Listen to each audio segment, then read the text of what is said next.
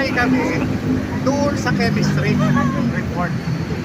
Doon kami nagre-rely kasi nga pagkadating sa korte, ang hinahanap na pruweba is yung yung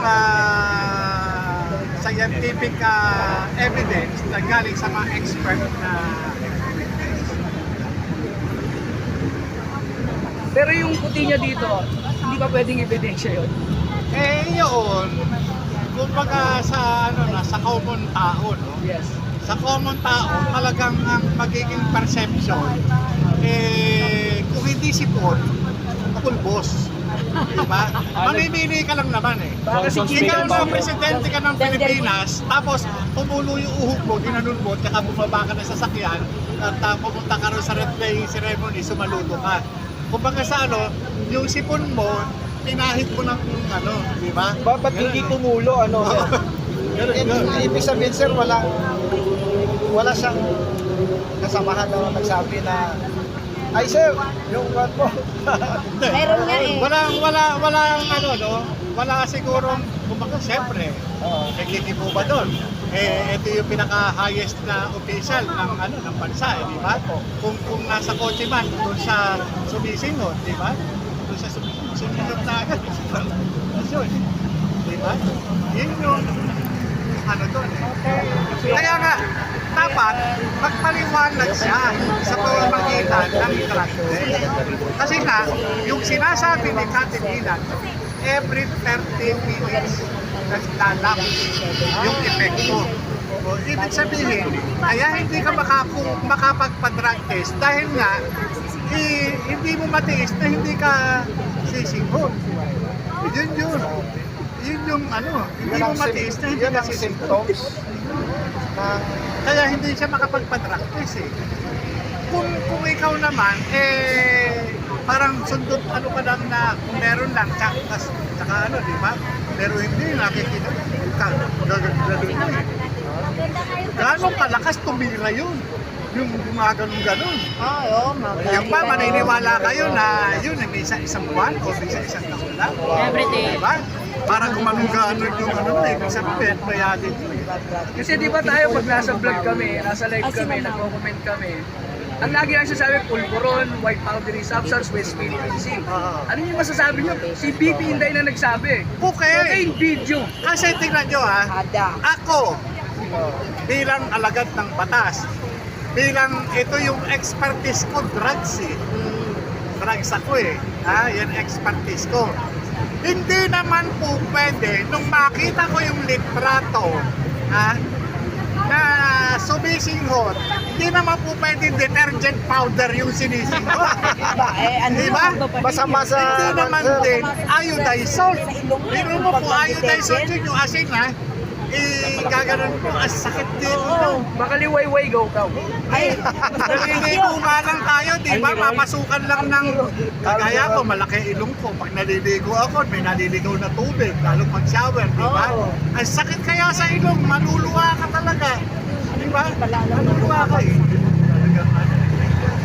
Talagang Mahirap nangyari sa bansa natin ngayon. Dapat kung sincere siya siya, magpapaliwanag sa public, no? Kasi hawak naman nila yung PDB po. Ang problema dito, nagkaroon na tayo, andyan na si BBM. Buwang. Ang mangyayari lang dapat dito, Kasi napansin mo kami.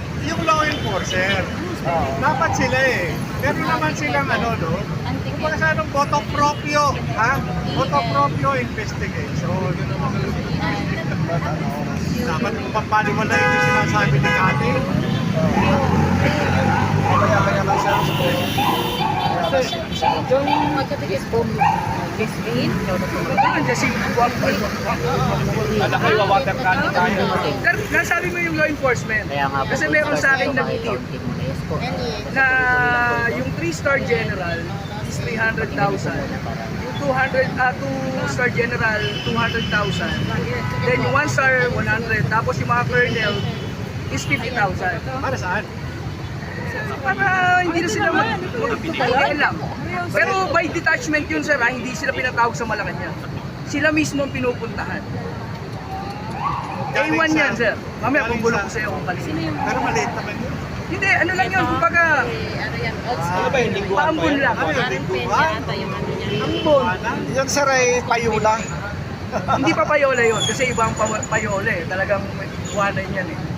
Grabe, ang pera natin. Ano? Kaya nga yung tanong ko kagabi sa live ko is, pera nyo ba yan?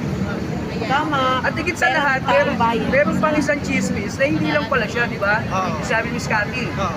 Eh, nagsabi kasi sa akin, na yung mas bata na. Buo sila, arkila sila ng isang hotel, mag-iimbita sila, tatawag sila sa mga kaibigan, which is siguro kasama yung anak ni Scotty dati, Oo. na 6.5 per head, unlimited coke.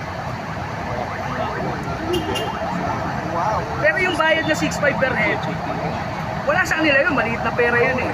Kumbaga para magkasiyahan lang sila sa unlimited coke sa isang hotel kung saan sila, ganun po ang nangyayari. Kaya nga, alam mo, no, nakakatakot eh. Nakakapag-alala. Yung mga kabataang artista. Di ba? Yung kabataang artista na nandyan, ano, na i-involve yung sa mga sinabi ni, kasi may sinabi ito si Cathy, na yung anak, dalawang anak, ni, ano, no? Dalawang pinangalanan. Dalawang anak. Baka ba hindi pinangalanan? Hindi natin papangalanan. Basta dalawang anak. Kaya lang, ang nakakatakot dito, yung ano, no? Yung kapakanan ng mga babae o lalaki na kabarkada. Di ba? May mga artista pa nga na nakakasama, di ba? Kinakaibigan nila. Nakakaibigan. Oh. Paano kaya yung mga yun? Hindi ba si Congressman sir nakarehab na yun? Congressman. Basta si Congressman. Nakarehab pa? Oo, sabi ko daw. Nung nawala? Nung nawala. Nung nawala? Kasi, nung nakaraan eh, nasa birthday. bansa sila nagpapalit. Nasa birthday nung Sa ibang bansa sila nagpaparehab. Baka. Hindi, ang tawag ko, nagpapa-detox. Detoxification. Sir JM, isa na lang ha. Naku-curious lang ako eh. Kasi di ba, puro tayo hair follicle. Ano ba yun? Kunyari, minsan ka lang gumamit, gaano mo tumatagal yun pag hair follicle? Yung kunyari, hindi ka naman araw-araw every 30 minutes. So, tatapatin ko kayo, hindi ko rin alam kung ano yung, lalo-lalo yung mga bisa-bisa.